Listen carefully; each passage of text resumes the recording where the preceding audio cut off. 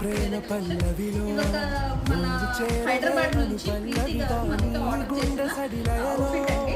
మనం చూపించిన pure chinon fabric ఉంది కదా, కంప్లీట్ హోల్ సారీ యూజ్ చేసి తను లెహంగా డిజైన్ చేయించుకున్నారు. ఇది వచ్చేసి lehenga part and blouse part వచ్చేసి తను విధంగా స్టిచ్ చేయించుకున్నారు.